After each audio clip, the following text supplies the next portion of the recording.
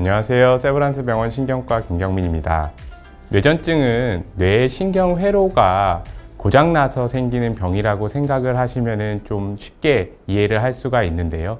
뇌에 어떤 과도하게 전기적 신호가 발생을 해가지고 생길 수 있는 증상들, 예를 들면 의식이 소실된다든지 아니면 온몸이 떨리면서 쓰러진다든지 혹은 멍하게 가만히 있거나 입을 쩝쩝거린다든지 이런 여러 가지 증상들이 생길 수 있는 질환입니다. 네, 뇌전증의 발병은 선천적으로도 생길 수가 있고 후천적으로 생길 수도 있습니다. 그래서 뇌전증 발병 같은 경우에 어린 아이들의 예를 들어보면은 아까 말씀드린 그 뇌 전기적 신호, 회로가 고장나는 것들이 선천적으로 고장나서 생기는 경우가 좀 많고요. 성인들 같은 경우에는 이제 뭐 뇌졸중이라든지 혹은 치매 혹은 뇌종양 같은 질환들과 관계돼서 뇌회로가 후천적으로 망가져서 생기는 경우도 있습니다. 저희가 가장 쉽게 알 수 있는 뇌전증을 의심할 수 있는 신호는 의식을 잃고 쓰러지는 발작을 했을 때 그때는 이제 뇌전증이 생길 수 있다라고 생각할 수도 있고요. 그뿐만 아니라 이제 국소 발작, 그러니까 의식을 잃거나 혹은 느낌만 있는 국소 발작의 경우에 평상시에는 아무렇지도 않은데 갑자기 한 30초 정도 이상한 냄새가 난다든지 혹은 분명히 여기가 처음 보는 공간인데 이전에 와봤던 것 같은 그런 느낌이 든다든지 혹은 익숙하지 않은 생각들 혹은 기분 나쁜 감정들 이런 것들이 갑자기 올라와서 사라진다든지 이렇게 국소적인 발작의 징후를 보이는 경우도 있습니다. 우선은 환자분께 많은 이야기를 좀 들어봐야 되고요. 그러니까 병력 청취가 기본이고 신경학적인 검사들이 그 다음에 그리고 나서 가장 많이 하는 검사들은 뇌파 검사 그리고 뇌 영상 검사 그리고 이제 피 검사, 혈액 검사 같은 것들을 통해서 원인들을 파악하고자 하는 노력들을 합니다.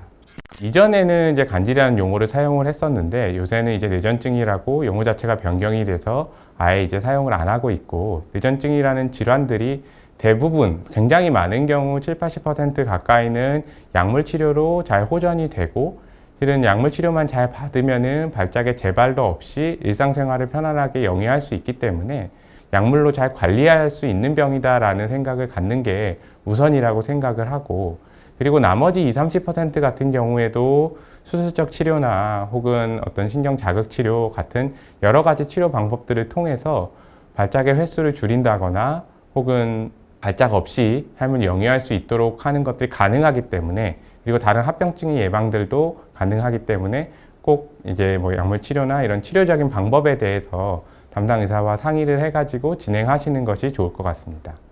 환자분들께 3가지를 꼭 말씀을 드리는데요.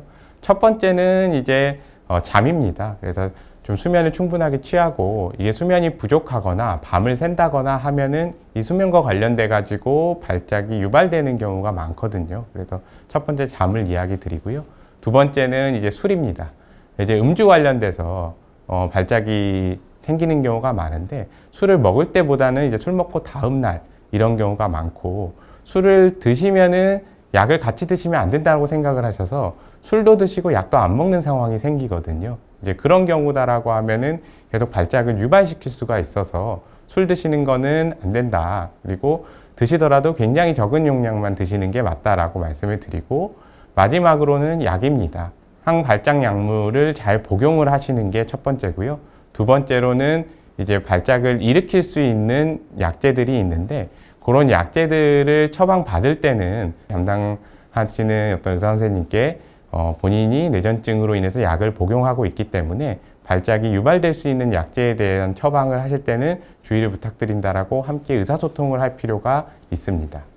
우선은 뇌전증이라고 생각을 하시면 특히나 성인 환자분들 그리고 나이 드신 환자분들을 뵐 때는 간질이라고 할 때 그런 좋지 않은 인상들이 계속 남아 있으셔서 아까 말씀드린 것처럼 이게 불치병이다 생각을 하시는 경우가 상당히 많아서 그럴 때는 꼭 이게 약물 치료로 충분히 관리가 가능하고 건강하게 생활하실 수 있고 삶의 질도 좀 긍정적으로 영위할 수 있다라는 부분들을 첫 번째로 말씀을 드리고 싶고요.